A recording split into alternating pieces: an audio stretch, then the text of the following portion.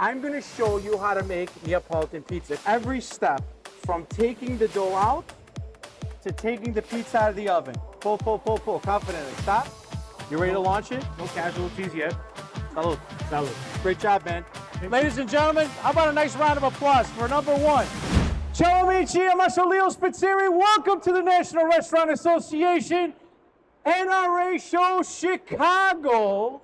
And today I've got a very special thing. We're starting a brand new series called the Zero to Hero with Master Leo. And my first student for Zero to Hero comes all the way from New Jersey. I know, I was like, New Jersey? I swear to God, there's really good pizza in New Jersey, right? Phenomenal. If you go next door to Carlos Bake Shop, right, in Hoboken, there's artichokes, right? Yep. I love that pizza. There's something about a Jersey pizza. If you guys don't know what Jersey pizza is, it's totally different than New York. It's not New York style. It's got a little thinner or smaller cornicione, right? Now, why is this important? We're talking about restaurants. We're all in the restaurant business, or else you wouldn't be here, unless your cousin gave you a badge and said, go eat for 3 days, right? 4 days. That's right. But why is this important? Because every restaurant has restaurant equipment. And the thing I think is pretty cool is that my buddy Rich Malachi here is a second-generation owner of a company called what? Malachi Parts and Service? Malachi Parts and Service, been around for 30 years. Correct. So Makes sense. I'm going to give you a crash course on the show floor here in Chicago, not on how to make Chicago-style pizza. Stop. I'm born and raised in Chicago, and everybody thinks that I'm associated, that's the pizza I make. I make it when I have to make it. My pizza that I make is Neapolitan pizza, right? So today, I'm going to show you how to make Neapolitan pizza, if that's okay with you. It's my favorite. Yeah? Yes. Because I don't think it'd be right for me to teach you how to make a New York pizza. All right, so in order to make a pizza, we have to have some dough, right? Neapolitan dough, 4 ingredients: flour, water, salt, and yeast. Simple. The cool thing about Neapolitan pizza is that you don't even need fancy equipment to make the dough, because it could all be made by hand. You don't need fancy refrigeration equipment because 300, 400, 500 years ago, there was no refrigerators. So that dough is always made and held ambiently at room temperature and then rises. The reason why I have this dough here is because this dough was all out all night. We had a lot of dough out, and then all of a sudden I had to slow it down and stop it. Why do you think that is? The yeast is growing? Bravo, first shot, boom. I knew this was the good guy for number one, right? Because the yeast, all it wants to do is grow and raise the dough, right?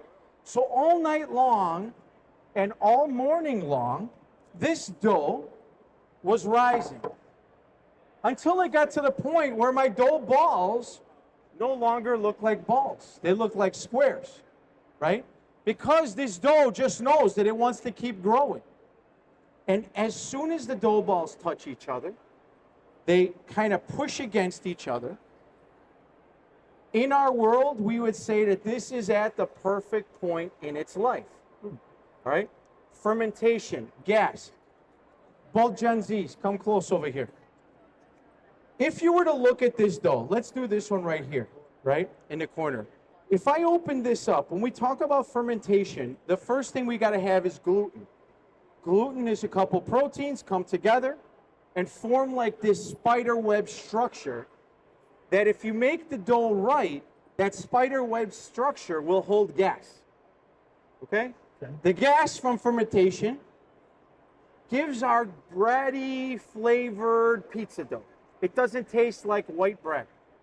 But if we look inside this dough, if I open this up, this is gluten. This is what's called the gluten net or the gluten mesh, right? And if we did our job really good, the more of those strands that are in here, the more gas that it'll hold. My friend, come over here. Come on. You guys can come over. Check this out. I can't sit here with my hands all day. Come on. Come see this now. You have to come see this. Come on, you got to come see this. It's amazing. Spider-Man's been here. Come on, you're not going to come? 3, atta boy. You guys want to see in the back? You guys can come. Look. Seriously, come on over. It's opening. It's kind of collapsing. Is that cool or what? Are you glad you came over now? I'm going to give you the first slice of pizza. Now, you're invested, all right? Okay. Now, the second thing is we never use flour, oil, any of those things inside of our dough boxes. Literally, they're stuck in the box, right? Why is this important? Because when we work with an oven like that, that's 6, 7, 8, 900 degrees. Neapolitan pizza is generally 900 degrees. Pizza bakes in like 90 seconds, right? If I was to put a bunch of flour on this dough, what would happen is the flour on the outside would go into that oven and it would actually burn. Too much flour on this dough underneath when the pizza's cooking would make like this yellowish tint, right? Think of smoke that can't disappear. And that's what's happening. It's incinerating, it's burning before the pizza actually ever has a chance to cook, right? If I put oil on here, all of a sudden, I'm putting oil into a pizza 900 degrees. What do you think is going to happen to the outside? It's going to burn. So we don't have anything on. We use, if we were in Naples, we would use the same flour for dusting that's inside of our dough. New generation says we know a little bit more about science. This is semolina flour, double ground. Your family's from where? Sicily? We have origin in Sicily, yeah? You could tell. The beard, Yeah. you got this kind of 300 gladiator thing going on. We just got the birth certificate of my great grandfather Pietro Meno. See, not that I'm profiling, Yeah. but I could profile you as Sicilian. I would have given you that one. All right. Semola rimacinata, right, is semolina that's been double ground. Rimacinata means to grind again, grind twice. The reason why we like this flour, it's like I got a yellow tint, right? Durum, wheat. Because it's a hard wheat, as compared to this, which is soft wheat, that loves to absorb water. So any additional moisture that's on here, if I give this, we say we never use more than what we could fit in 2 fingers on our bench, right? And remember that, because they're going to be at the quiz later. Okay. I promise you. I got you. All right. Now, we use this flour because any additional moisture that might be in here, I know I just said 2 fingers, but wait till you see what happens. This is kind of like a dough scraper. Some people like the one with a handle, whatever. My hands are built for speed. They're small, right? This works great for me. Anywhere the dough is touching, pay attention because you're next. I'm paying attention. Anywhere the dough is touching, you got to cut it out of the box. Point. See how this like diamond shape is right there? I'm going to go the point in, go straight down, push down, and pull straight back. And now it's cut all the way through. Flour fell through, and it's not sticking. Same thing here. Anywhere the dough is touching, we got to cut it out. Okay? Let's make you a little room here. This will be our sacrificial lamb. The job is now to keep all the gas in the air inside of this, right? So I'm going to go around, lift, and using this, I'm just scraping the bottom so that I can put this back on the table. Don't worry that it's not round, because it's not round here, okay? I want you to do the next one. Okay. Put some flour all the way around, and then cut it out. Ladies and gentlemen, come on, let's make some noise for Rich. This is an easy thing. Not to give him any pressure. Now, this one, because we're going to knock it up. You put it on like you paid for it. Just for the table. There you Gotcha. go. All right. Anywhere it's touching. Start from the corner, go in, and then cut down. Good. Now do it on the other side, and then the opposite side, anywhere it's touching. Beautiful. One more, down. Beautiful. Okay, now, since you have this flour here, I would say use the flat edge, get underneath, push it a little bit, and then with the other hand, lift, from here, From here. turn. Lift there, this hand goes under the dough to support, lift, Ah, gotcha. and now come under here. Do that a few times until you can pull this off. Flip it upside down. Ladies and gentlemen, that wasn't an easy thing. I love it. Atta boy. Great job. Now, we can get rid of this. From here, I'm going to show you one of the more difficult ways to stretch dough. The reason why I'm putting more flour is because the bottom of that box was wet. And the worst thing that we can do is make a pizza on a surface that's wet. 2 fingers of flour. This comes here. I'm going to give it just a little flour here because the outside is wet. Now, this is the bottom of the dough ball, the part that was touching the bottom of the box, okay? That needs to be upside down.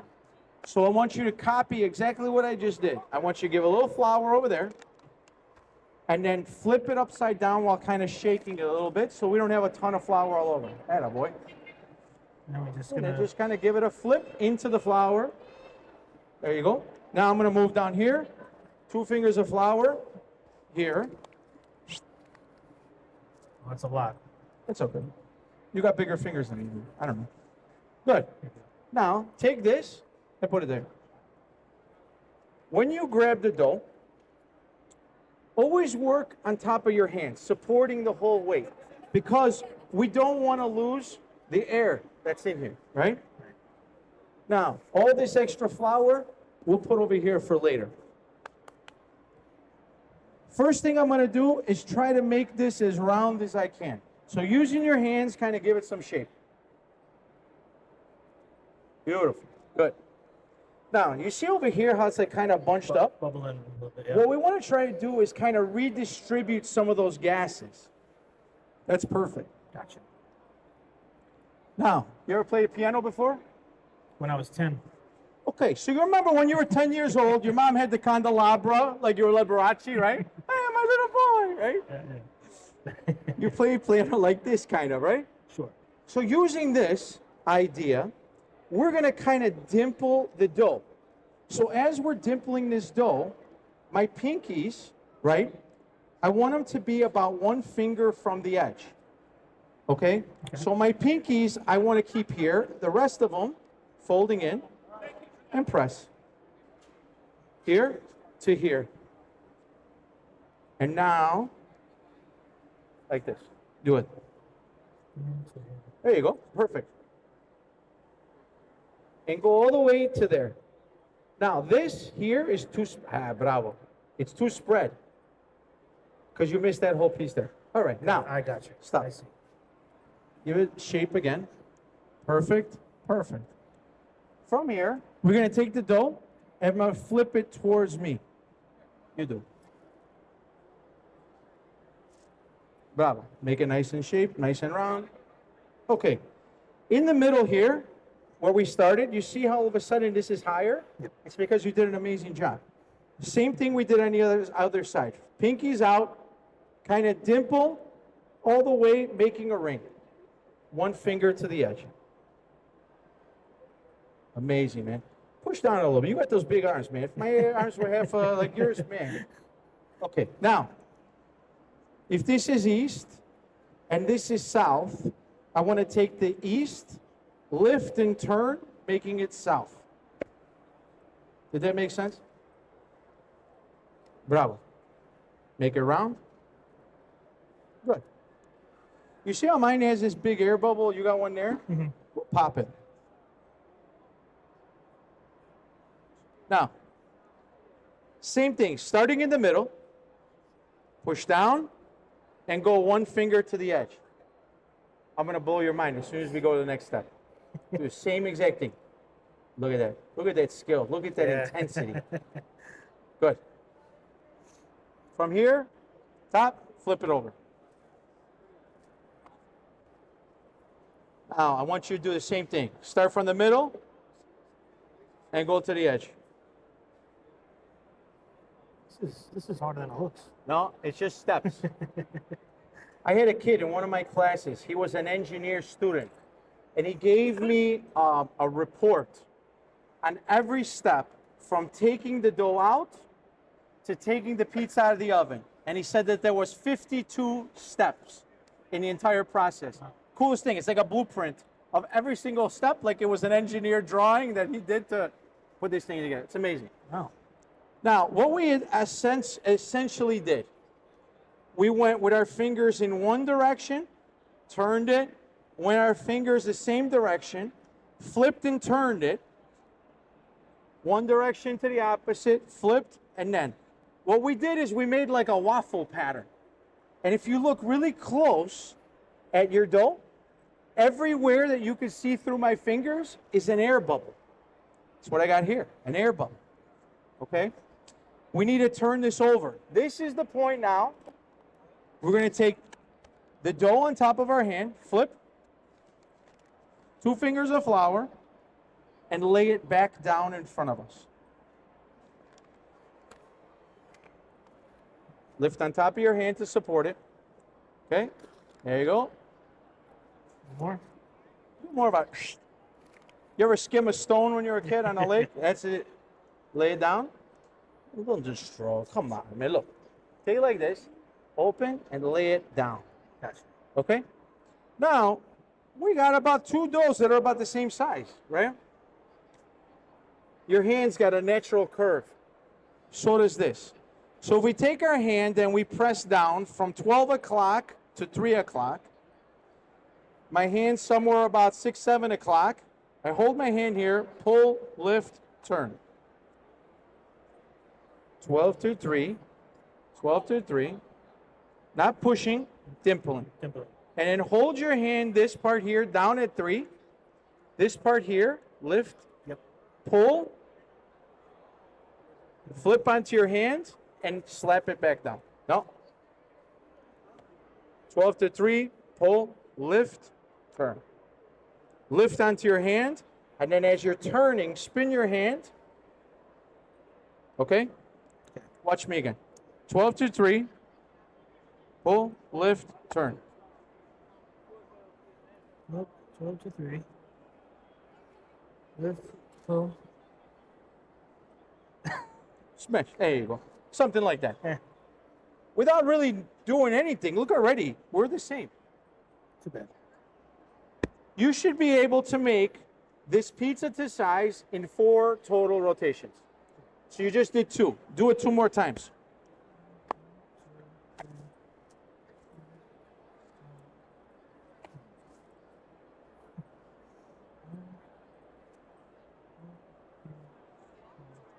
Lift, good.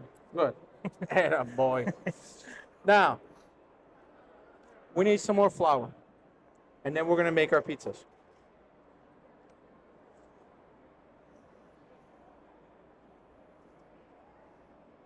Go ahead. Remember, not with your hands like this. Lift gently here. Flip onto your open hand. Get the flour. Open and lay it back down. The problem is you're upside down again. Upside down again. Now, I help. See, I'm upside down again. It's okay. All right. This is the base of our pizza. If you did your job right and we look really closely, look at all those little bubbles. You're going to make a lighter, airier pizza than the person next to you just because of the steps of the pushing out of the dough. Even mine. My bubbles are a little bit bigger than yours, but I've been doing this for 36 years. If you put a wrench in my hand and ask me to fix an oven, my oven would look like this when it's done. Nice. All right. Now, what are we going to do? We got to get some sauce. All right. This is, I can't make this up. These are Italian tomatoes by way of New Jersey. Company called Ciao. Okay. Tomatoes from the region of Campania, which are the San Marzanos. It's those tomatoes. Yeah. Right? Imported into Jersey and distributed throughout the rest of the United States. Right? Pretty Right. cool. We I was ground meant these to up. be here. Ground these up. I'm going to put a ladle of sauce right in the middle, drop it right in the middle, and then using the bottom, I'm going to give this kind of like a little turn. Every time I turn, this makes like this little speed bump. I want to aim the bottom onto that little speed bump. If you find a tomato chunk, lift this up, because if not, it's going to be like a squeegee, and you're going to have a white spot. If you need to go back, I got a couple big tomato chunks. That's why. I got to move them out of the way. Tomato chunks are delicious. Okay? I like the chunks kind of in the middle, because when I take a bite, I want that to be the first thing that I eat. Okay. All right. You go over here. All right. All right. Here we go. Right in the middle. Done. All right. Now spread it. I like your technique. Now, you see where this is here? Instead of spreading so much close, you got to move this a little bit, and you got to stay on that line. So there you go. Keep going. Keep going. We don't want to go over one finger from the edge. Very important, because it'll burn in the oven, because tomatoes have a lot of sugar inside of them. There you go. okay. Great job, man. Awesome, dude. Perfect. Good. Amazing. Put that back in there. I'll put this over here. Parmigiano Reggiano, Fior di Latte. Fior di Latte is fresh cow's milk mozzarella. This is from my friends at Grande. I know From the Grande. Midwest. I know Grande. From Milwaukee. Yes. This, Parmigiano. Now, I want to start with a small dusting of Parmesan. Traditional margarita, okay? Right.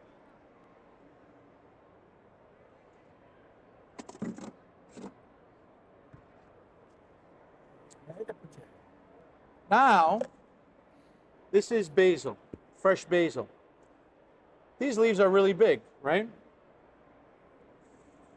These little stems, I don't like to eat these, so I take them off. Take a couple big leaves of basil, kind of cut them in half or whatever, and just kind of scatter them around the middle. Why? Because we always start eating in the middle. And by the time we cut the pizza, the basil will be exactly where we want it to go. Bro, just throw it on there. Great. Now, Fior di Latte.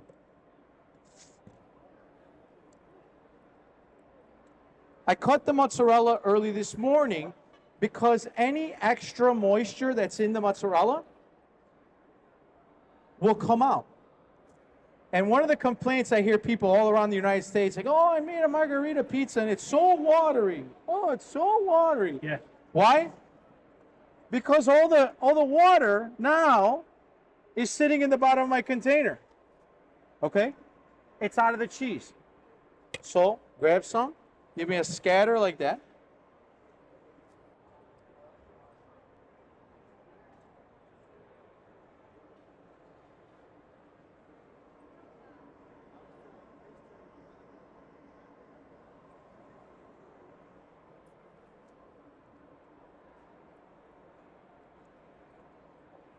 Hey, if I gotta come eat at your restaurant, you gotta charge me about $200 for this pizza. The labor in this pizza is insane. All right, let's move this out of the way so we got some room to work. Last thing, a little bit of olive oil. Be careful, this comes out fast. All right. Let me see. We want a number 6. Number 6. The number between 5 and 7. Number 6. Gotcha. Gentle.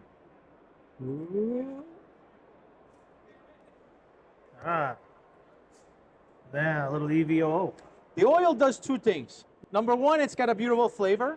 But number 2, it kind of keeps everything moving on top of the pizza as it bakes, right? Some people like this on before the oven. Some people like it on after the oven, because after the oven, you've got the residual heat of the pizza warming the oil up. And again, that perfume kind of gives you this burst of that beautiful perfume of oil, right? You guys use Partano oil? I don't know. You got to find it. Comes in a beautiful red can with the horse, the Sicilian card on I've it. seen that. Yeah. famous. Best, it's all Castelvetrano. I've been using, my grandmother used it, my mother used it, I've been using it since I started cooking all my life, right? Now, if you're in Napoli, before you're allowed to make a pizza, you're an apprentice for a long time. For an apprentice, the best place for you to sit is looking at every pizza all day long. So you would take this pizza peel like this, and you would hold it right here. Good. Just hold it right here. Don't do nothing, just hold it right here. Because here, the pizzaiolo is going to take the flour, again, 2 fingers, and we're going to bring the pizza to the peel. Now, we've been sitting here for a while on top of this bench. When the pizza is big like this, we're making something called rote carro, or a wagon wheel. Why? Because the pizza has a much larger surface area, okay? And from here, I'm going to take this. I'm going to go to the oven. Pull straight back. Get ready for this. You want to do it? You got safety goggles? I'm going to teach you one more trick. Like we learned a lesson on my pizza that it's very humid in here, right? If we take some flour and go around the edges of the pizza, we could take this scraper and kind of loosen it just like this. Now, 2 fingers of flour. Turn your body and pull the pizza straight toward, no, turn towards me and pull straight back towards me. Pull, pull, pull, pull, confidently. Stop. Now adjust the pizza so it's on the peel.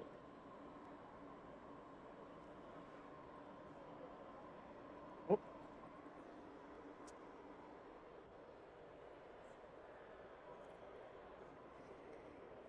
Pretty good. You ready to launch it? No casualties yet. All right, I'm ready. If you're going to drive into traffic, if you're going to merge into traffic, is it better to go with the traffic or to go against the traffic? I want to say with the traffic. So with the oven spinning, go with the traffic. Okay? Find the spot, stop, and pull straight back. Put it on the thing. You can leave it on there all the way in. Stop, straight back, fast. Round of applause, everybody. That's not easy. Okay? My pizza is about ready to come out. This got maybe about another 10 seconds. Now, as the pizza's baking, we're looking for some stuff. Is it even? How does the bottom look? Right? Mm-hmm. My pizza is going to be much bigger than yours because I stretched it all the way to the edges. Rote carro. A little bit deformed because it's stuck, but it's all right. This oven is special because this is what they call a rotating oven, right? The floor of this oven is spinning. So now instead of me having to sit here and adjust the pizza, I can go back to making pizzas over here and I can continue working without having to watch it, right? Pretty good. Yeah, saves a lot of time. I've got 2 burners in here. Right now, we're only got 1 running because we haven't made a pizza in a while. So because we haven't made a pizza in a while, the floor is very hot. Yeah. If I was to put both burners on, we would just scorch and burn everything. Yeah. Right? The pizza's almost done. I could see the nice, beautiful leopard spotting. We got probably about another halfway up until there, and then we're going to pull this out. All right. Almost done. Beautiful. My oven is also not set at 900 degrees. We're at about 650. This is one of those styles of pizza that take us out of contention for being a true Neapolitan pizza, right? Okay. So what we call this is a neo-Neapolitan pizza. And the great thing about the neo-Neapolitan pizza,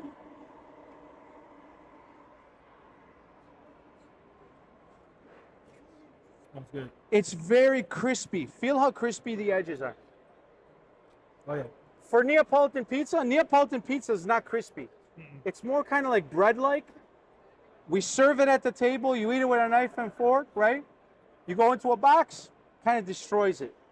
But all of a sudden, you lower the oven temperature. It gets crispy. This is a different pizza. This is a much larger pizza in the same world, okay? Because of the amount of cheese that you use, it also reminds me of another kind of pizza. Neapolitan pizza, if you didn't know this, was the original street food, okay? The original street food because they created something called pizza al portafoglio. What's portafoglio? Boy. A wallet. Okay. Pizza portafoglio is a little bit more scantily topped, right? Mine's rote carro. This is made to feed more people or to feed one person and make them actually feel full because it's got more stuff, more pizza, right? Pizza portafoglio, we take the pizza, Fold it up. we fold it in half, and then from here, we fold this in half one more time. But however, because this was so crispy, we poked a hole in it because this over here, it's like this. Now, watch what we're gonna do. I put this on top of a screen so that it's not sitting in its own humidity.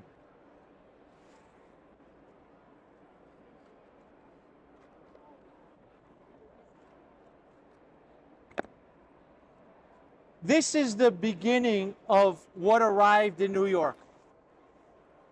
Early 50s, people were going to Italy for the first time, fighting World War II. Soldiers are coming back saying, we ate this pizza thing, it was amazing, we don't have pizza here in America. All of a sudden, this was the closest that they had to recognize. Places all over New York started popping up making pizza, but they didn't have these kinds of ovens. So the ovens that they had baked at lower temperatures, hence the creation of the New York style slice. And if you look at these right here, it's pretty recognizable as something that might have been a New York slice. Definitely. Go ahead, grab whatever your favorite one is here and let's try it out. Get up, boy. Classic New York, did a fold. Look at the edges. Look at how nice and airy the dough is. I eat pizza once in a while.